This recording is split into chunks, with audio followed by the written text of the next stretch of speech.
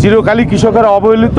কৃষকদের দুঃখ যেখানে, দুর্দশা যেখানে, কৃষকদের বিপদ যেখানে, সেখানে আমাদের দল আছে, আমাদের নেতা আছে। তিনি শুধু লন্ডন থেকে তিনি অবজার্ভ করেছেন, দেখেছেন যে এখানে সারা বাংলাদেশেই এই বজ্রপাতে কৃষকের মৃত্যু হচ্ছে। তিনি সেই খবর পেয়ে আমাদেরকে নির্দেশ দিয়েছেন যে তোমরা তাদের কাছে যাও, আমার বার্তা পৌঁছে দাও, আমার সহানুভূতি পৌঁছে দাও। বক্তব্য হলো পরিষ্কার যে বাংলাদেশের কৃষক বান্ধব দল হয়েছে বিএনপি।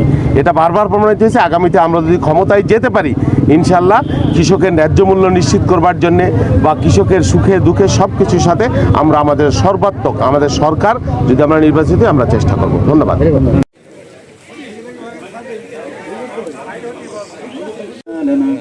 নির্দেশক্রমে আল্লাহ সুযোগ্য সভাপতি আমরা সবাই তোমার দরবারে হাত তুলেছি আল্লাহ, মেহেরবানি করে আল্লাহ আমাদের হাতগুলো তুমি বিনিময়ে যে সব কৃষক দলের কেন্দ্রীয় কমিটি সহ আল্লাহ সমস্ত নেতৃবৃন্দ মেহেরবানি করে আল্লাহ আজকে যে সব হয় সবের হাদিয়াটুকু সর্বল্লাহ তাম পৃথিবীতে যত ওলিয়া উলিয়া গাউস দোয়া করো আমাদের জন্য, দোয়া করি। হ্যাঁ, থ্যাংক ইউ বাবা, ঠিক আছে, দোয়া করি।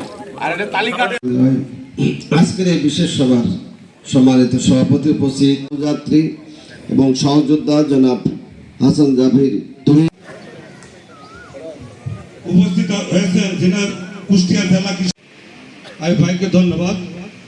আমাদের মাঝে ইতিমধ্যে তার প্রেক্ষিতে আমরা মৃত্যু যাদের আমাদের দলের ভারপ্রাপ্ত চেয়ারম্যান যেটা আইয়ুব ভাই সহ নেতৃবৃন্দ একটা আর্থিকও তাদের আসলে তো ক্ষতিপূরণ হয় না।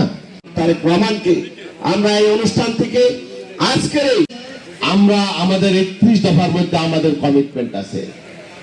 কৃষকের ভাগ্যের পরিবর্তন কিভাবে করা যায়, কৃষক এখান থেকে যাচ্ছে, যেখানে যাই 200-400 দল শহীদ রাষ্ট্রপতি জিয়াউর রহমানের আমল থেকে নেতৃবৃন্দ রয়েছে। যেহেতু প্রত্যন্ত অঞ্চল আমি দেখতে পাচ্ছি, বুঝতে পারছি।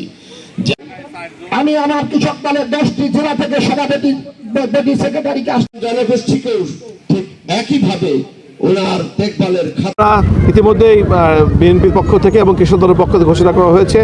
আমাদের কৃষকের উৎপাদিত ফসলের ন্যায্য মূল্য নিশ্চিত করার জন্য আমরা প্রতিটি ইউনিয়নে আমরা ক্রয় কেন্দ্র স্থাপন করব সরকারিভাবে। সেখানে কৃষকরা তাদের পণ্য ন্যায্য দামে বিক্রি করবে এবং তারা সেই ফসলের দাম পাবে। এইভাবে আমরা নিশ্চিত করব।